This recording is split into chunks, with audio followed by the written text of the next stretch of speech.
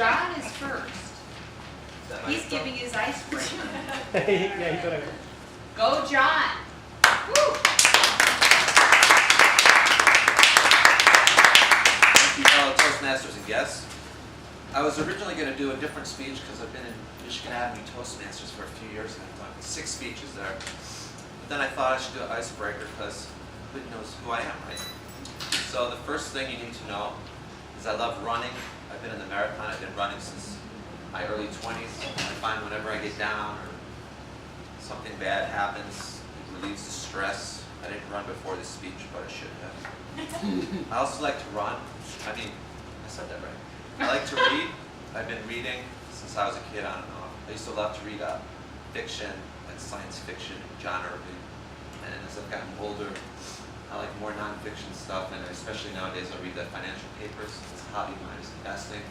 So I'm currently subscribed to the Wall Street Journal, Financial Times, and the Tribune, all at $99 one-year specials, which is a pretty good deal. So I definitely like to do that. I've been in River North for about almost 3 years, over by the East Bank Club.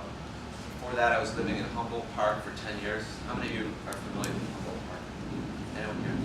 Well, I was living on Rockwell. There's a lot of gangs there. In the 10 years that I was there, I would say 10 people were shot and killed in the club. Oh my God. And that's the truth. Every time someone would get killed, they would make like a shrine of candles and flowers. It's crazy, right? Like talking about it now, but there's actually neighborhoods like this. And when I first moved there, I was really scared. I was living in a friend's 2-flat when the bullet, you'd hear a gunshot or something at night, you'd be like, oh my God, but you'd be surprised you can get used to anything. But I'm definitely happy that I live in River North. It's much better. Anyway, as far as about my professional career, I've gone a different route than a lot of you guys here. You have big, high-powered corporate jobs. I've gone more the blue-collar way. I was trying to be an actor when I was younger. I did a lot of extra work in movies. I worked as a stand-in. And I did get into the Screen Actors Guild, the movie Backdraft. I kind of snuck in doing a stunt. I didn't actually have to speak. So I was doing that, and for the past 15 years or so, I've been a unionized banquet waiter at the Palmer House and some other hotels. It doesn't sound glamorous, but it actually pays pretty good money.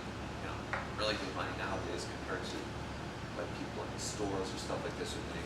So it allowed me to save money over the years, and that's also how I fell into investing as a hobby. I'm actually real good at investing, looking at the big picture, although I've had my ups and downs. It's something I really enjoy.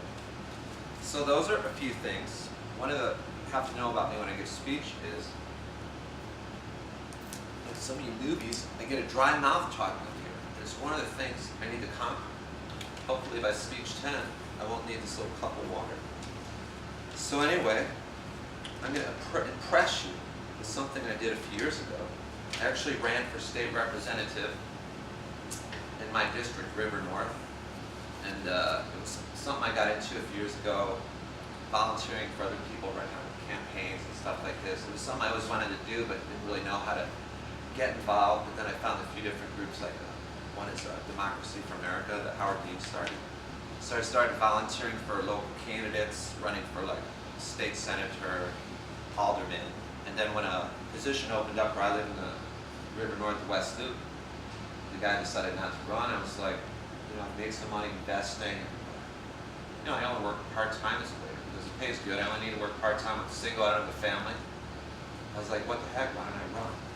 So I ran for state rep, and it was a great experience.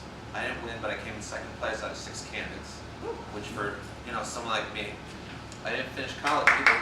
It's not a big. But going back to my professional life, not that I'm a dummy. I come from an educated family, but the fact is, I dropped out of college before my first year was over at University of Illinois. So, I was a bit intimidated when I ran for office. Mostly it's lawyers and professionals. It's always been a chip on my shoulder. But it worked out pretty well, and I might do it again. That's one of the reasons why I'm here, is that public speaking was probably the worst part of my campaign. Ever since I've been little, it was like the biggest fear of mine. And for my campaign, there was a few times where I had to speak in front of people or 200, and it was like, I really didn't do that good. I'm sure a few of the people were like, this guy's running for state representative. But at the same time, it's like everyone's human, and no matter what position someone is in, even the president's, the previous George Bush, I think the father, he choked at some Chinese dinner or something, so embarrassing stuff happens to everyone. So hopefully, I don't think I told you, but I think I did tell you. I've been in Michigan Avenue Toastmasters for a few years, and I've done 6 speeches there. And it's been slow, steady progress, unless I've had to miss a lot of meetings just because my schedule is different. That's one of the reasons why I joined this group, was to get more practice, but it's really been like I put on my Facebook page after my 4th speech that it's going to be a long, hard slog. And some guys pick it up right away, but some of us, it just takes more time. So that's mostly why I'm here, is to get more practice. I'll tell you maybe a few other interesting tidbits about myself. I was once a Good Humor ice cream man. How many people remember Good Humor ice cream trucks? 2 people. So I did that in my early 20s. I was in the suburbs, and I was working for this guy who was a real jerk. I'm going to make this fast.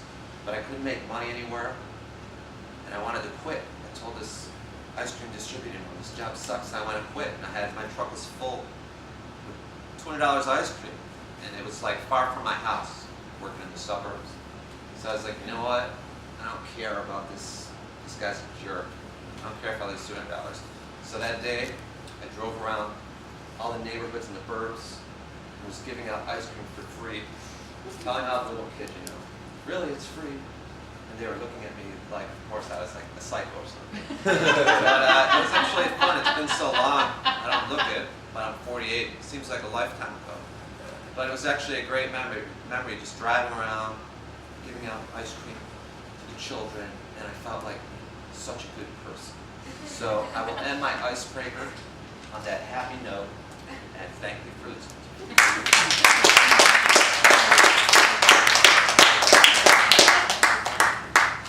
All right, we do know something about John now.